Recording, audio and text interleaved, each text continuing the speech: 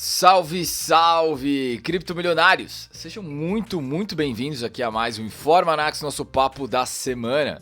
Galera, hoje, na pauta da semana, a gente tem algumas coisas interessantes aí para mostrar para vocês, tá? Na agenda macro, a gente tem aí, cara, a melhora que tá rolando na zona do euro, a gente vai comentar sobre, tá? Vamos falar um pouquinho sobre Bolsa Americana também, que tá dando, né, uns push-ups aí para cima. Vamos falar sobre o conselho de administração do BNDES aí que escolheu o seu presida, tá?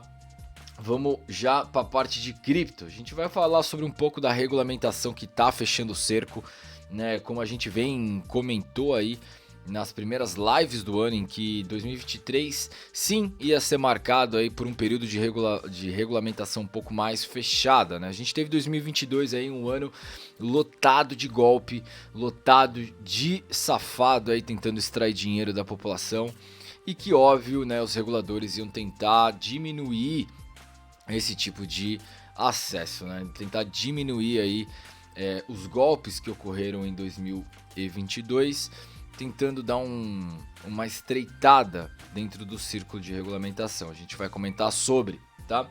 E também vamos falar sobre a dívida de El Salvador que foi paga, tá? 4 bilhões de reais foi pago para honrar a dívida aí de El Salvador, que é um negócio importante também que dependia do BTC, tá? Bom, galera, então como sempre, tudo isso aí logo depois da nossa vinheta. Vamos para ela.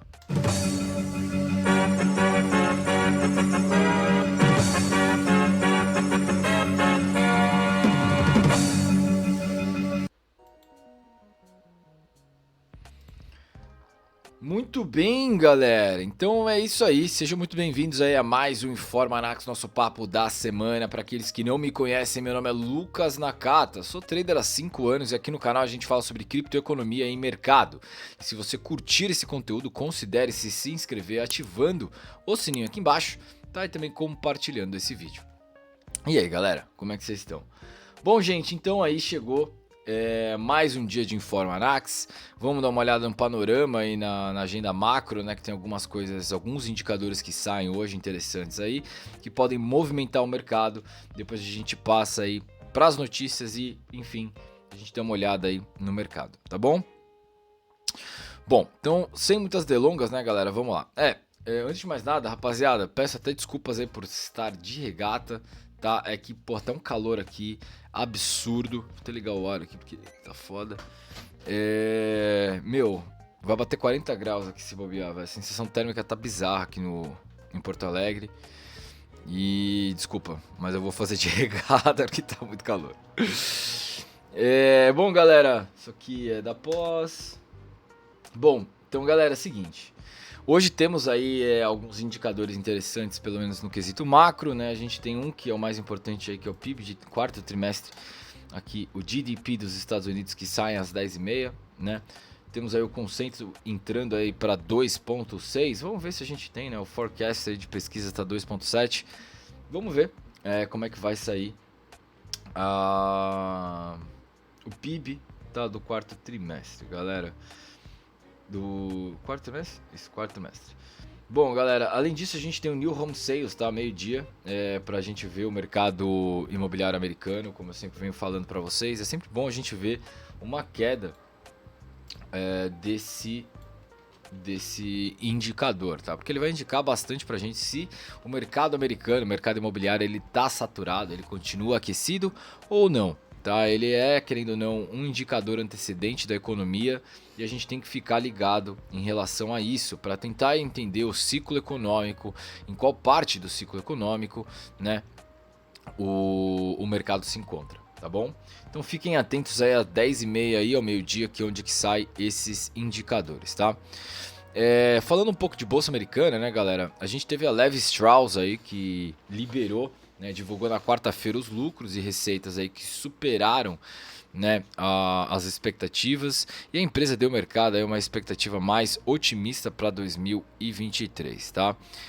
Já no quesito aí, mudando um pouco de zona, né, indo para a zona do euro, galera, a gente teve uma melhora razoável, tá, essa semana. O euro vem melhorando gradativamente, né? Dados aí dessa semana mostram um melhor sentimento de negócios na Alemanha e um aumento aí de serviços, tá? E na atividade de manufatura na zona do euro, tá? Que acabaram gerando um otimismo aí de que uma recessão na região poderia ser evitada. Coisa que a gente sabe que não vai ser, né? Ele pode dar uma reduzida nos efeitos na zona do euro, mas não necessariamente a gente vai ter uma melhora e uma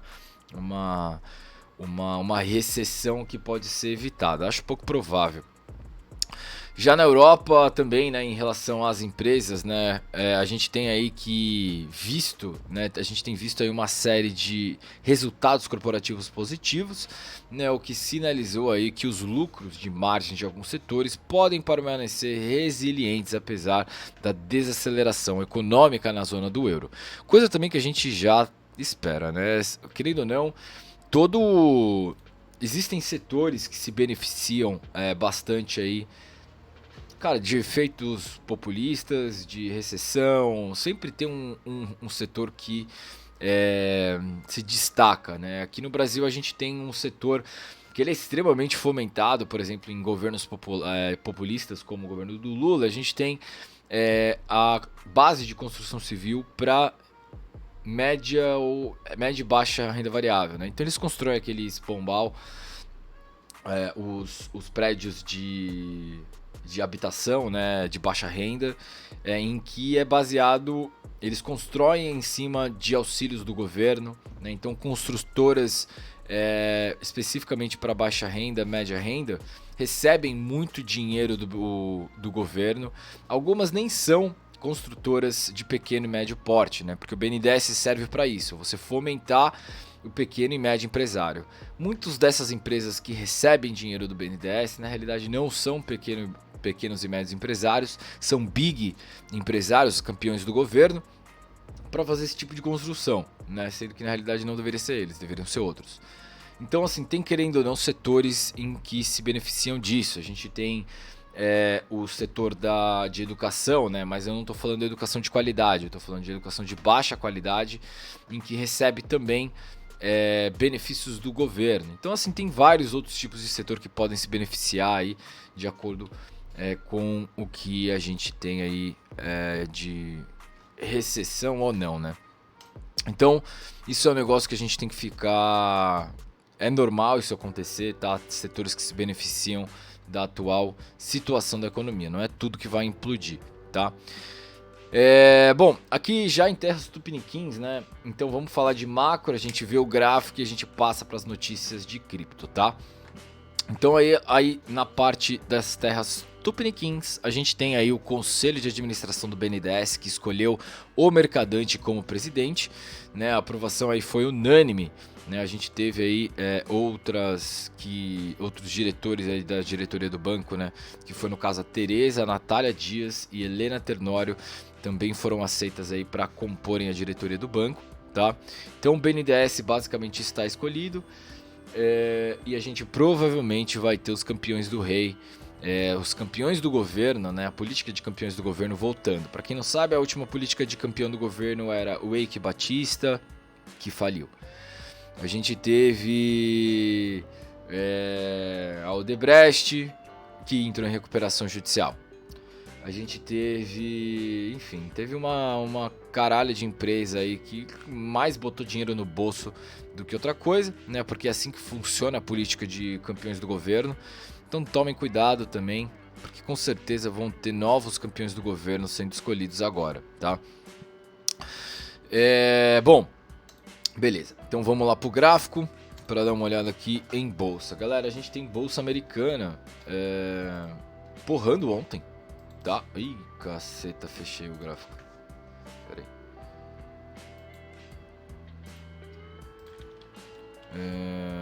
Qual que era o índice do S&P? Aqui. Então, ó. Bom, retestamos, né? Aqui o plano ainda continua, tá? Então a gente provavelmente tá indo mesmo para essa região aqui, onde que eu já tinha delimitado, né? A região aqui dos 408 primeiro, que é a região dessa linha de tendência de baixa aqui em cima no gráfico, tá? E provavelmente indo para 4.141 aqui em cima, tá? Então a gente deve estar provavelmente procurando essa região aqui dos 4.000 pontos aqui em cima. Essa região dos 4.000 pontos aqui em cima, tá? Onde que ele vai ser foco, onde que vai ser foco principalmente aqui, para tentar, eu acho, achar algum tipo de rejeição aqui, tá? Lembrando que ele está tentando fazer um pivô de alta. Tentando, não significa que ele vá, tá? Fazer um pivô de alta. Lembrando que eu também falei sobre a cunha e tal, que estava formando, mas enfim. Vamos ver como é que vai ser, né? A gente está claramente numa tendência de baixa. A gente está tentando consolidar aqui de maneira geral, né? Se a gente entrar no gráfico semanal aqui, ó, estamos tentando consolidar, manter as médias, né, travadas aqui, pelo menos flat durante esse período, onde que a gente pode ficar aqui de lado, tá? Mas no gráfico diário é isso, galera. Então a gente fez o reteste e provavelmente já está indo para cá, tá? Isso se a gente não tomar nenhuma negativa aqui. Mas vamos ver como é que vai ser. Estocástico ainda tem... Ó, interessante. Chega aí. Ó, coisa que eu acabei de reparar aqui. O preço está subindo, enquanto o estocástico está provavelmente descendo, tá? Ou seja, isso significa falta de força, tá? Para quem não sabe, né, esse indicador aqui, o estocástico lento, ele mostra áreas de sobrecompra e sobrevenda, né? Então, onde tem muita gente comprando, onde tem muita gente vendendo. Se a gente tem uma divergência no estocástico, se o preço está subindo e a gente tem o estocástico descendo, a gente tem uma divergência no gráfico, né? Porque o preço sobe e o indicador desce. Quando o indicador está descendo aqui, a gente está mostrando que a gente está perdendo força naquele determinado movimento, tá? Então, S&P 500 perdendo um pouco do movimento, perdendo um pouco da força de movimento, tá? Vamos ver como é que vai ser hoje. Pode ser que essa divergência aqui acabe, né? Vamos ver ela se desenvolver um pouco mais. Porque se realmente a gente estiver formando uma divergência no estocástico, né, então, junto com o preço aqui, ó, a gente pode estar vendo uma possível chance, tá, de venda aqui no S&P 500 nessa área, se a gente bater, tá? Fiquem de olho.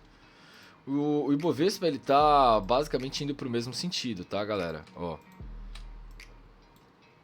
o preço tá subindo.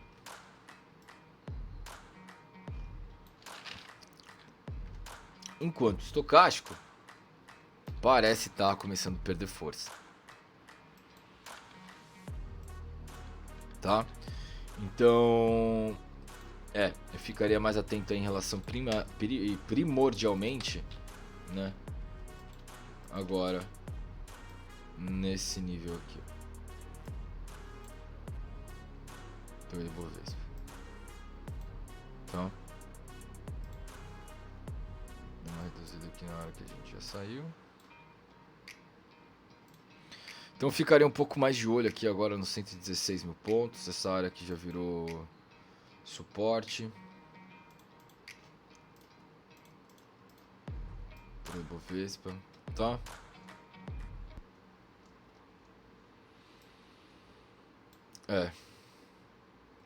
Eu ficaria atento nisso aí, tá? Ainda tem chão no gráfico semanal para correr, mas o gráfico diário tá indicando um pouquinho de cansaço, tá? Então, talvez... Vamos ver como é que vai ser aí, beleza? Mas 116 aí é o próximo alvo dentro do que eu considero como área aqui, tá? Dólar novamente em ponta de dolarização, tá? Novamente o dólar em ponta de dolarização. Importante.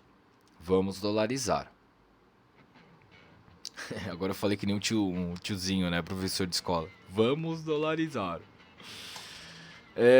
Bom, então vamos lá. Beleza. Bom, galera, então chegamos aqui na parte de cripto, né? Hoje a gente tem, como eu falei, o circo está se fechando na regulamentação do meio de cripto. A gente tem a Circle, aí, emissora da USDC, né? Então, dizendo que a SEC inviabilizou aí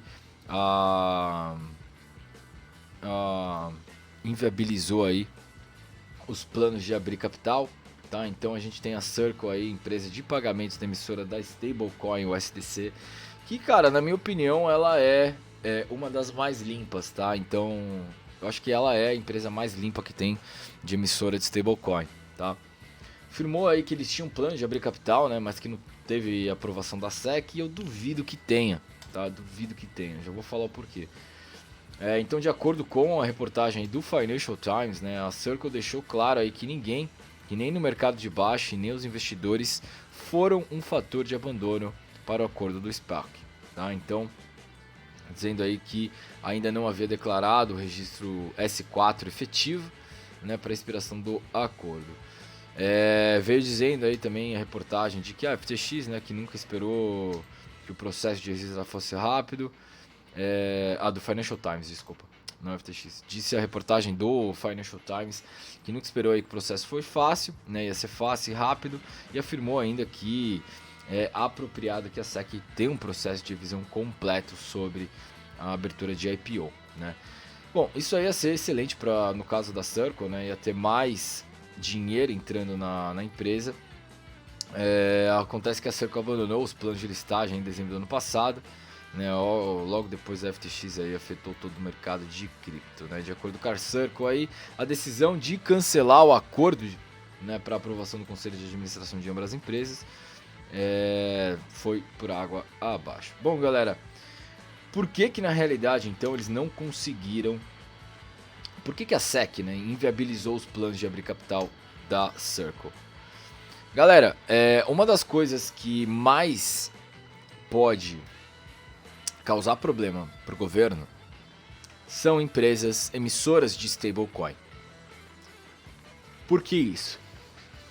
Porque empresas que emitem stablecoin, elas são empresas que fazem a função do Banco Central, né? Então elas imprimem dólar, às vezes que nem a Tether, às vezes que nem a Terra Luna, imprimem dólar sem qualquer tipo de lastro. Não que a gente sabe, né? Não que o dólar americano tenha lastro, porque ele não tem. A gente sabe disso. Mas as stablecoins, empresas de stablecoin como MakerDAO, como Circle, como Tether, como Binance, Kabuzd, tá? Entre outras, né, vão sofrer o maior tipo de fechamento do círculo de regulamentação. Porque o governo não quer que tenha outros bancos centrais, por assim dizer, emitindo moeda que talvez não seja lastreada que nem a moeda deles. E isso vai acabar fechando o cerco, tá? A gente teve o colapso da Terra Luna aí, que foi um grande fator pesado para o mercado. Tivemos a FTX, que foi um fator pesado no mercado. E provavelmente, eu já falei isso, né? Se um dia a Tether, que é uma empresa suja, se um dia a Tether for pro saco, né? Porque a Tether ela é famosa por não ter qualquer tipo de lastro, tá? Ela detém algum tipo de lastro, detém o que ela fala no documento, mas a Tether é suja. Se a Tether for pro saco, o mercado de cripto eu acho que vai sentir um dos maiores baques da história. Porque ele foi muito inflado através do Tether, do dólar tokenizado da empresa Tether, durante anos. Os movimentos em que a gente teve de 2018, 2016, foram todos, na minha opinião, eu posso estar falando bobagem aqui, tá? Se alguém tiver um dado mais concreto aí, pode publicar aí, tá? O movimento de 2017, na minha opinião, foi todo inflado pelo movimento da Tether, tá? Isso é um problema. Isso é um grande problema. Porque significa que o mercado está inundado com dólares duvidosos. Então é óbvio que a regulamentação vai fechar em cima dos caras que emitem esse tipo de dólar, tá? Escuta o que eu tô te falando. Isso é uma coisa que vai acabar travando e muito, tá, as empresas de emissoras de stablecoin, tá? Bom, no mesmo sentido de regulamentação, galera, a gente tem a SEC e a Grayscale, né, que é o maior ETF do mundo aí, que se encontra em março para debater o ETF Spot de Bitcoin, tá? Então aí a Grayscale, que é o maior gerenciador de ativos digitais do mundo, vai apresentar algumas argumentações aí para a CVM americana, né, a SEC, na Corte de Justiça sobre a rejeição do regulador americano aí do seu ETF de Spot Bitcoin, tá? O fundo ele é negociado na bolsa, né, e que acompanha o desenvolvimento, o desempenho do Bitcoin aí nos Estados Unidos várias vezes, mas até agora sem sucesso, né? Se eu não me engano, vocês chegaram a presenciar isso, né? A gente viu a GBTC, o Grayscale BTC, sendo negociado a 9, 10 mil dólares, sendo que a gente nunca foi para aquele patamar, tá? A Grayscale, que também tem exposição à DCG, né, Digital Currency Group, que era a detentora aí de grande parte do que estava por conta da Genesis, né, da FTX, enfim, exposição a Celsius, tá tudo interligado, né? A gente chegou a comentar sobre isso, esse contágio do mercado cripto de forma bizarra, né? Então ele tá indo lá na SEC, tá, para trocar essa ideia aí, para tentar dar uma visão mais clara sobre como o ETF funciona, né? Isso aí, cara, vai ser importante, galera. Isso vai ser super importante, tá? Porque isso aí vai delimitar bastante de como o governo americano, como o sistema judiciário americano também vê as apresentações de ativos digitais, né? Então, onde que se enquadra? Como se enquadra? O que são? A gente vê que eles têm vários problemas em identificação aí de ativos digitais, né? Tanto o nível de classe dos ativos, então para que eles servem aqueles ativos, como para o diferente tipo de tratamento que eles têm que ter. Você não vai tratar commodity da mesma forma que você trata uma ação brasileira. Você não vai tratar uma ação brasileira do mesmo jeito que você trata o Bitcoin. Ou do mesmo jeito que você trata, sei lá, um ticket. Você não trata. São coisas separadas, são coisas diferentes. Não pode ter o mesmo tratamento jurídico, né? Então, vamos ver se isso aí vai começar a andar, né? Essas inúmeras, cara, quebras e contágios da indústria de cripto, cara, é horrível, né? No caso é para Grayscale, em que vem tentando mostrar, né, as empresas aí que possuem liquidez e que tá tudo certo, né? Tudo aí tem, querendo ou não, um pouco de contágio da Digital Group, né? Que eu já falei para vocês, que é uma das subsidiárias aí da Genesis, que faliu, da FTX, enfim. Vamos ver como é que vai ser, né? A gente já tem aí uma série de empresas que fazem parte do setor e que estão tentando dialogar com a SEC, né? A gente tem a Ripple aí, cara, tentando falar que é um commodity, que não tem nada a ver, né? O cu não tem nada a ver com as calças. Mas é isso. Eles vão aí, então, vão debater aí o ETF de spot do Bitcoin para ver efetivamente aí quais são as apresentações, para ver o que tá rolando aí, para que eles estão travando, tá? Para rejeitar o lançamento do produto em junho do ano passado, né? E reforçou a decisão alguns meses depois aí, referente a esse ETF da bolsa, tá? Vamos ficar atento, que isso aí é legal, tá bom? Bom, galera, a gente tem aí também no quesito de regulamentação, né? Eu falei que o foco hoje ia ser regulamentação de cripto. A gente tem aí o senador do Arizona, da classe da direita aí, política, né? Que começa a pressionar para reconhecer o Bitcoin como uma moeda de curso legal. Eu tentei traduzir para vocês, eu não sei por que o Google não está traduzindo, tá? Não sei por que o Google não está traduzindo. Mas a gente vai indo aqui. Galera, então a gente tem aí um senador no Arizona, tá? Que introduziu aí um projeto de lei para fazer o Bitcoin, tá? Uma moeda de curso legal no grande estado aí de Canyon. Isso aqui deve ser o estado do Arizona, né? Então o republicano aí entusiasta, o republicano entusiasta aí, que é um antigo apoiador do presidente Trump, disse ontem, né, que vai colocar uma proposta de emenda aí para definição, para colocar aí a maior das criptomoedas como uma moeda de curso legal, tá? Esse projeto de lei aí vai introduzir, né, as mudanças sugeridas aí pelo senador, né, incluindo aí outro projeto de lei prevenindo, né, que as autoridades locais taxem ou tributem, né, o uso de blockchain, o uso da tecnologia blockchain, que não faz nenhum sentido os caras taxarem, tributarem aí o uso da tecnologia blockchain, tá? A proposta visa, né, que todas as agências do estado aceitem criptomoedas como forma de pagamento para contas, aluguéis, tributos ou qualquer outro tipo de encargo, tá? Em que eles precisem coletar.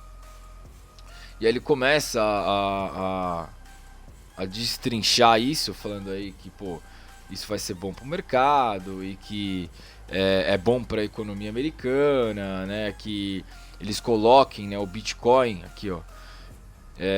E se passado, né, a conta colocaria no estado do Arizona, né, o primeiro estado do território americano, para colocar aí o Bitcoin, né, no mesmo patamar do que o dólar. E que aí colocaria basicamente a criptomoeda como um caminho oficial, uma moeda aceita oficialmente, tá? Seguindo aí, né, os passos de El Salvador de 2021 e tal. Então, isso aí é legal, tá? A gente tá tendo, por mais que a gente tá tendo, né, a gente teve duas notícias aí sobre um fechamento da regulamentação. A gente teve aí, então, pô, o ETF da Grayscale que foi travado, né? E aí eles vão agora lá na SEC, na CVM, para conversar, para tentar discutir o porquê que o ETF da Grayscale está sendo travado. A gente tá tendo também, né, quesitos de regulamentação sobre... porra, acabamos de falar. Me deu branco. Caraca, me deu branco mesmo.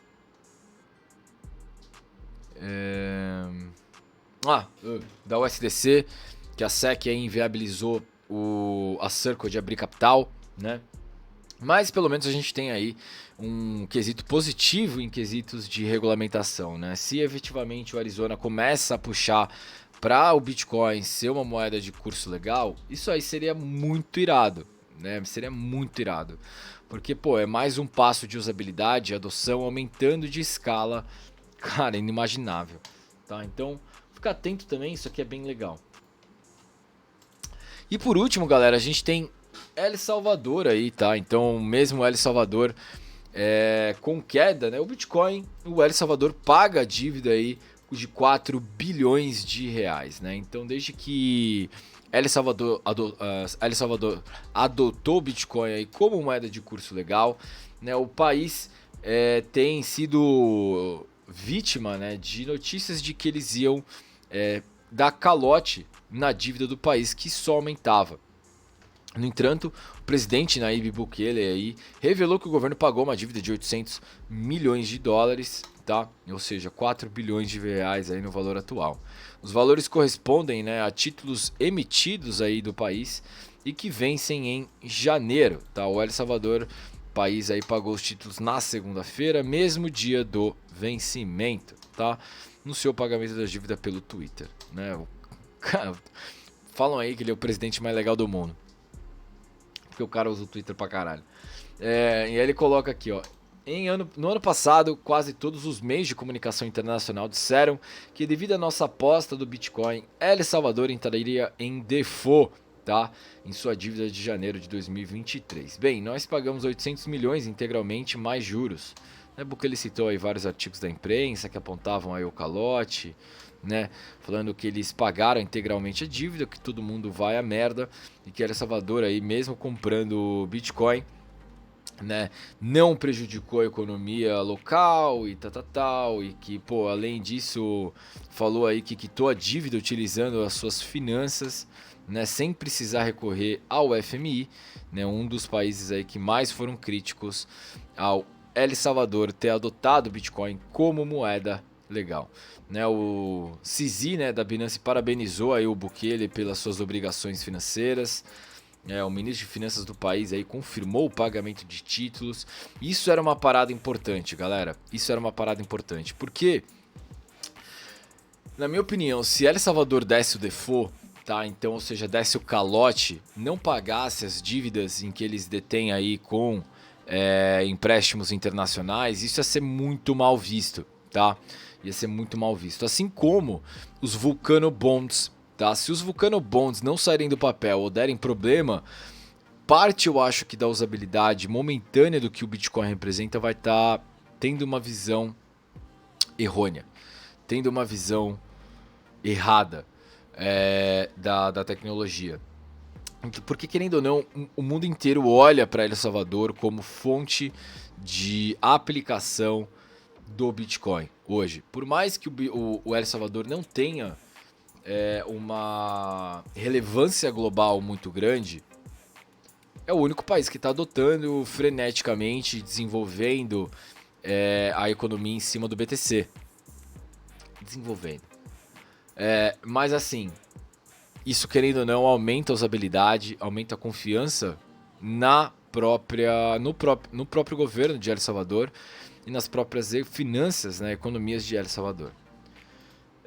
A gente tem então as autoridades salvadorenhas aí que permanecem favoráveis às criptomoedas, né? O país já acumulou aí quase 3 mil bitcoins, aí 2.500 bitcoins, que hoje valem aí 54 milhões de dólares, tá? El Salvador gastou aí 103 milhões de dólares para acumular o seu estoque, está valendo metade do valor com a queda do mercado, tá? Mas calma, tem boas notícias que estão por vir. Queria mostrar para vocês aqui esse tweet, tá, do Beach Harrington, que ele mostra aí o múltiplo de Mayer, tá, um múltiplo de Mayer que é um modelo gráfico bem interessante sobre zonas de saturação do mercado, né, zonas de compra, zonas de eufóricas, zonas de venda, enfim.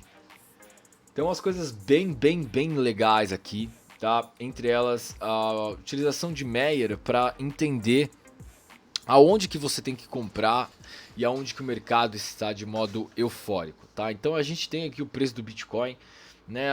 O preço de Mayer indicando aí que aqui, ó, nos 20k, isso tem live minha falando sobre, tá? Essa é a melhor época, porque nos 20k, aqui, ó, aqui, pô, o mouse não tá aparecendo, né? Não. O mouse não tá aparecendo. Mas exatamente quando ele entra aqui, ó, no lado direito, vocês estão vendo uma hora que ele entra mais no verde claro aqui, ó, né, onde ele tava em 20 mil aqui no oversold, tá vendo? Excelente fator de compra. Onde que teria o teto hoje dele? O teto seria quase a 50 mil dólares, né? Ontem falamos na mentoria sobre 30, 35 a 40 mil dólares, que seria o fim da faixa amarela aqui, tá? Então, se fosse para colocar em preços, ó,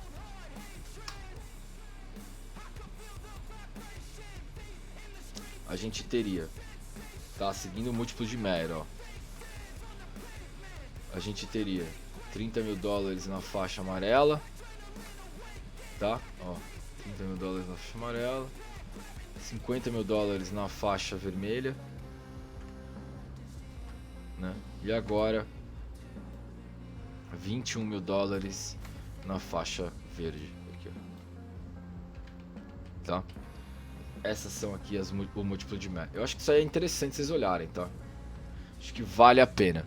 E querendo ou não, isso aí vai potencializar bastante o que vocês detêm sobre conhecimento de modelos gráficos e que ajuda bastante, tá? Chama múltiplo de Mayer, tá aqui o nome. Meyer Multiple Bands, tá bom? Acho que vale a pena vocês darem uma olhada. Galera, pra quem não sabe, novidade minha aí, ó. Eu vou começar a fazer a pós de economia lá no Mises. Eu quase não fiz, velho. Os caras são meio enrolados. Quase não fiz. Mas acho que eu vou acabar fazendo. Ó, então vamos lá pra preço. Galera, a gente tem aqui, então, no BTC, a gente tem, ó, mesma ideia de ontem, né? A gente chegou até ontem tentar estourar aqui os 23. Eita, cliquei um monte de coisa aqui. Ó.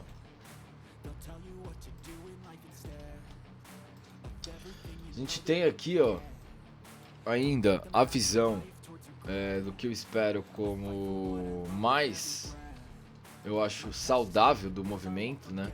Seria se efetivamente a gente voltasse para essa região aqui, a região de 22 mil dólares aqui, no 21.500 por aí, para começar a respirar.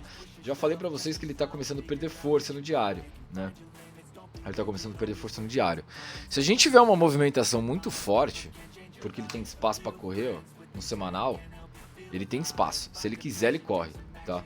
Ele corre até 27 mil. Se ele quiser, se tiver força, tá? Se tiver força, o BTC corre pelo menos até 27, 29 mil dólares.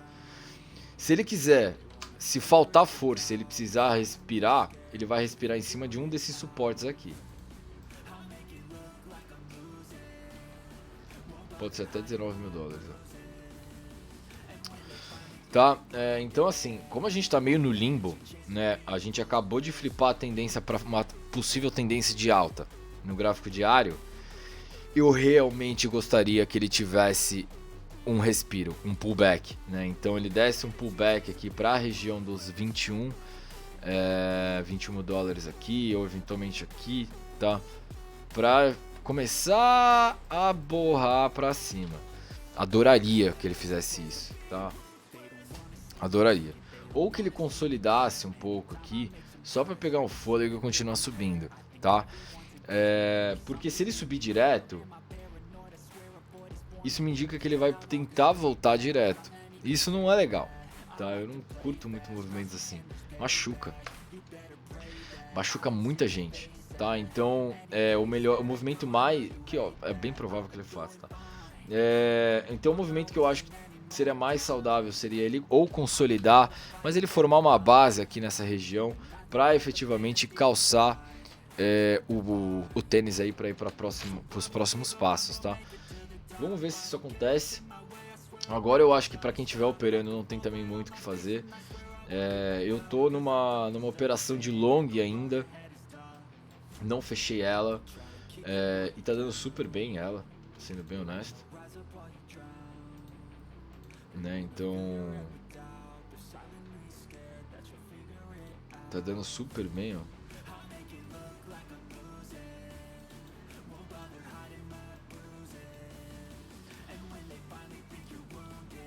Vou botar outro. Ó, a minha entrada foi aqui, ó. 17.900. 17.900. E a gente já tá aqui presente, né, com 28,67% já de alta. Né, já tá um risco retorno aqui de 8,26 na NAC Super Trend. Galera, eu vou passar esses indicadores. Eu tô estudando ainda como eu vou passar esses indicadores da linguagem do TradeView pro do Vector. E aí, eventualmente, se alguém quiser ter algum indicador desse, vai poder comprar diretamente na lojinha do Vector, tá? Esse é um negócio legal também que eu tô vendo com a Neológica, de vender alguns dos meus indicadores que eu utilizo. Então vocês vão ter aí as métricas, vocês vão ver como é que eu uso, qual que é a estratégia por trás. Isso é legal, tá? E aí eu vou conseguir disponibilizar aqui no Vector para vocês. Bom, mas já tá aí com um excelente lucro, né? A gente viu aí 28,67% de lucro, mais alavancagem, né? 3,5 aqui de stop, porra, tá suave para um movimento desse. que é um movimento de a cada 6 meses a gente fazer é uma estratégia que ele dá sinal a cada 6 meses, tá? Então tem poucos sinais, mas excelentes sinais. Então vamos ver como é que vai ser aqui no caso do BTC, tá? Eu ainda acho que a gente vai ter um movimento de alta. Eu não acho que a gente vai ficar 2023 aqui de lado. Eu realmente acho que a gente vem para um movimento de alta, tá? Realmente. Agora, quando que isso vai rolar? Vamos ver, né? Vamos ver. Eu espero que a gente vá para 30, pelo menos 40k aqui em 2023, antes da gente começar a sentir o último reteste para algumas posições do tipo, né? Então, inicialmente, começar a porrar ali antes do pré-halving, coisas do tipo, tá? Bom, basicamente é isso, tá, galera? Que eu tinha para falar hoje. Dia tranquilo. Hoje, importante, galera, hoje às 7 horas da noite a gente tem uma live com o Bruno Contardi lá do Invest Academy da Neológica, do IBMEC. A gente vai trocar uma ideia aí sobre esse MBA que eles estão fornecendo. Eu acho importante trocar essa ideia porque, como eu falei para vocês, né, tem muita gente que às vezes vem me perguntar aí que o cara, porra, trabalha em empresa. O cara às vezes até quer fazer minha mentoria, né? O cara fala assim, pô, Naka, até gostaria de fazer sua mentoria, acho sua mentoria da hora, acho que você passa da hora. Só que eu não vou conseguir utilizar muito isso no meu trabalho. E a função disso não é eu viver... Eu não quero ser trader. Então como é que eu faço? Bom, vou trazer hoje aí o Bruno Contardi do IBMEC pra gente trocar essa ideia. Da possibilidade de vocês fazerem esse MBA, tá? Cara, tá super completo o MBA, eu acho muito da hora. Achei bem da hora como é que eles vão manejar, né, essa parte de estudo de criptofinanças, aplicação em Web3, né? Negócios digitais e tal. Isso vai ser, cara, de grande somatória para vocês, tá? Então 7 horas eu vou estar entrando online com ele, beleza? Bom, galera, então eu fico por aqui hoje, tá? Espero que vocês tenham curtido. A gente se vê no próximo Informa Anax amanhã, beleza? E é isso, galera, tamo junto. Um forte abraço, não esquece de deixar o seu like aí, compartilha com seu amigo. E valeu, galera. É nóis. Um abraço!